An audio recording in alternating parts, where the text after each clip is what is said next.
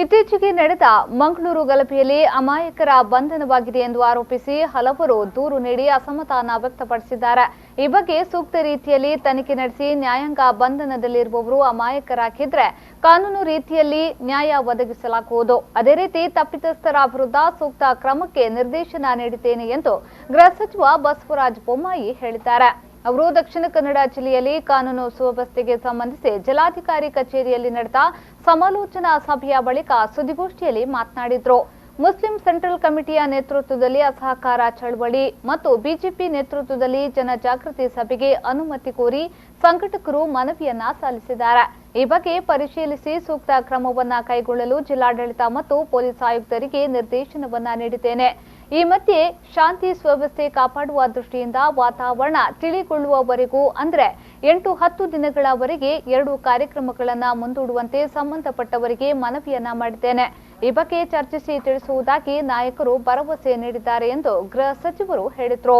ತನಿಖೆ ನ್ಯಾಯಸಮ್ಮತವಾಗಬೇಕು, ಮ್ಯಾಜಿಸ್ಟ್ರೇಟ್ ತನಿಖೆ ನ್ಯಾಯಸಮ್ಮತವಾಗಬೇಕು ಮತ್ತು ಅನ್ನೆಸೆಸರಿ ಇನ್ನೋಸೆಂಟ್ಸ್ಗೆ ತೊಂದರೆ ಆಗದಂತೆ ನೋಡ್ಕೋಬೇಕನ್ನುವಂಥದ್ದು ಏನು ಅಭಿಪ್ರಾಯ ಬಂದಿದೆ, ಅದೇ ರೀತಿ ಅಧಿಕಾರಿಗಳಿಗೆ ನಾವು ಕೊಟ್ಟಿದ್ದೆ। ಯಾರು ಹಿಂಸೆಯಲ್ಲಿ ತೊಡಗಿದ್ದಾರೆ, ಸಾಕ್ಷಿ ಸಮೇತವಾಗಿ ಸಿಕ್ಕಿದೆ, ಹಿಂಸಾಚಾರ ಮೇಲ್ನೋಟಕ್ಕೆ ಗೊತ್ತಾಗುತ್ತೆ, ಅವ್ರ ಮೇಲೆ ಕಾನೂನಾತ್ಮಕವಾದಂಥ ಬಿಗಿ ಕ್ರಮವನ್ನು ತೆಗೆದುಕೊಳ್ತೇವೆ। ಯಾರು ಇನ್ನೋಸೆಂಟ್ ಇದ್ದಾರೆ ಅವ್ರು ಖಂಡಿತವಾಗೂ ಯಾವುದೇ ರೀತಿ ತೊಂದರೆ ಆಗದಂತೆಯೂ ಕೂಡ ನಾವು ನೋಡ್ಕೊಳ್ತೀವಿ ಅನ್ನುವಂಥ ಮಾತನ್ನು ಸ್ಪಷ್ಟವಾಗಿ ಹೇಳಿದ್ದೆ। 4ನೇ ತಾರೀಕು 12ನೇ ತಾರೀಕು ಸಾಧ್ಯ ಇದ್ದರೆ ಇನ್ನಷ್ಟು ವಾತಾವರಣ ತಿಳಿ ಆಗೋ ಸಲುವಾಗಿ ನಾವು ಮುಂದಿನ ದಿನಾಂಕನ ನಿಗದಿಪಡಿಸಬೇಕು ಅಂತ 2 ಸಂಘಟನೆಗಳಿಗೆ ಸೂಚನೆಯನ್ನು ಕೊಟ್ಟಿದ್ದೀನಿ। ಅವು ನಮ್ಮ ಸಂಘಟನೆಯಲ್ಲಿ ಚರ್ಚೆ ಮಾಡಿ ಬರ್ತೀವಿ ಅಂತ 2 ಕಡೆಯಿಂದ ಹೇಳಿದ್ದಾರೆ।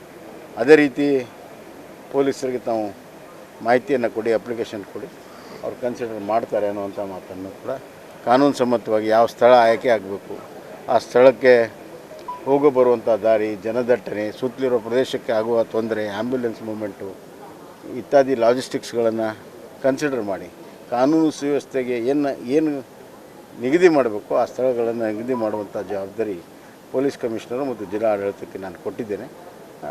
ಆ ರೀತಿ ಅವರು ಕೂಡ ಎಲ್ಲರೂ ಕೂಡ ಒಪ್ಕೊಂಡಿದ್ದಾರೆ। ಆ ರೀತಿ ಕೆಲಸವನ್ನು ಮಾಡೋದಕ್ಕೆ ನಾನು ಸೂಚನೆಯನ್ನು ಕೊಟ್ಟಿದ್ದೇನೆ। ಸೌಹಾರ್ದತೆಯಿಂದ ಸಭೆಯಾಗಿದೆ, ಖಂಡಿತವಾಗೂ ಈ 2 ಸಮಾವೇಶಗಳು ಶಾಂತಿಯುತ ಆಗ್ತವೆ ಅನ್ನುವಂಥ ವಿಶ್ವಾಸ ನನಗಿದೆ।